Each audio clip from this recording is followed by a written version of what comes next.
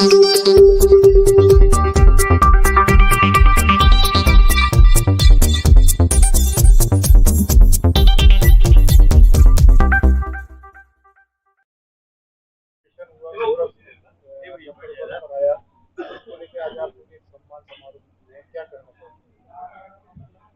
कि पहले भी हमने बताया था कि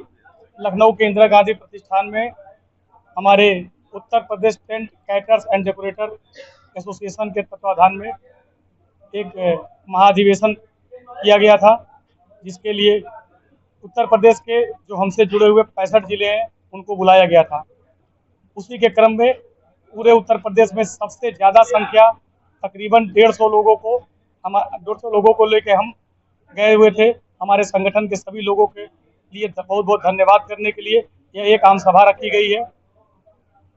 और एक सहभोज का आयोजन किया गया है। सर, इस तरह का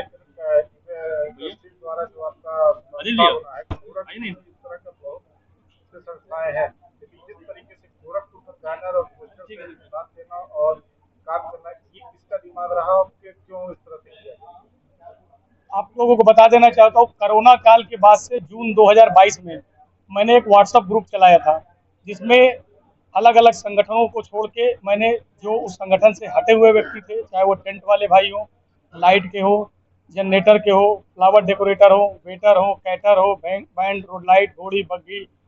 इन सभी लोगों को जोड़ने के प्रयास में एक व्हाट्सएप ग्रुप बनाया था, जिसका मैंने नाम रखा था वेडिंग इंडस्ट्रीज। जैसे जैसे लोग जुड़ते गए, हौसला अफजाई करते गए, हमको लखनऊ प्रदेश के नेतृत्व में हमको जिला अध्यक्ष मनोनीत किया गया, जिसके उपलक्ष्य में मैंने ये संगठन का नाम wedding industries welfare organisation Gorakhpur रखा और धीरे धीरे लोग जुड़ते गए और कारवां बढ़ता गया। सर, जुड़ते गए, कारवां बढ़ता गया। कोरोना के बाद काफी सारी दिक्कतें आई, जिसको लेकर आप लोग भी फोटोग्राफर इंडस्ट्री, मीडिया इंडस्ट्री, यहाँ तक सारे जितने भी प्राइवेटाइजेशन की दिक्कत में आ रही, लेकिन इसके अभाव में वेडिंग इंडस्ट्रीज वाले थे, काफी ज्यादा दिक्कत कर रहे थे, उनको पैसा न मिलना, कोरोना के बाद का कार्यक्रम कोई भी सफलता न मिलना। आज इस तरह से कामयाब है, क्या श्रेय करना चाहेंगे, किसको श्रेय देना चाहेंगे? जी संपादक महोदय, बहुत अच्छा बात आपने निकाला। कोरोना काल के बाद से ही हमारे सारे भाई लोग बहुत से दिक्कतें में आ गए, क्योंकि प्रत्येक व्यवसायी के पीछे 10 लोगों से लेकर 50 लोगों तक और कहीं कहीं स्वयंकर्ताओं के भी एक संगठन है, लेकिन पैसा नहीं मिला। कई कई जगह भूखों मरने की नौबत आ गई, लोगों ने सामान बेचने पर मजबूर कर दिया, लेकिन इसके क्रम में भी हमारे भाई लोग मजबूत रहे, आपस में एकजुटता दिखाई और कोरोना काल में भी लोगों को मदद किया और अपने आप को खुद उबारने का प्रयास किया। इसी संगठन का नाम है वेडिंग इंडस्ट्रीज वेलफेयर ऑर्गेनाइजेशन। आज गोरखपुर में ये संगठन बहुत मजबूती से लगा हुआ है। हमारे सभी लोग, चाहे हमारे बगल में बैठे हुए हमारे व्यवसायी जो टेंट के सामानों के विक्रेता है, हमारे टेंट व्यवसायी है, हमारे कैटरिंग व्यवसायी है, हमारे मैरिज हॉल व्यवसायी है और पीछे बैठे तमाम लोगों जिनको आपने कवर किया होगा, ये सारे हमारे संगठन के मजबूत स्तंभ हैं, जिन्होंने अपने आप को पुशअप किया और फिर समाज में अच्छे से खड़े हुए। आज भी तमाम विसंगतियां हैं, कई दिक्कतें आ रही हैं,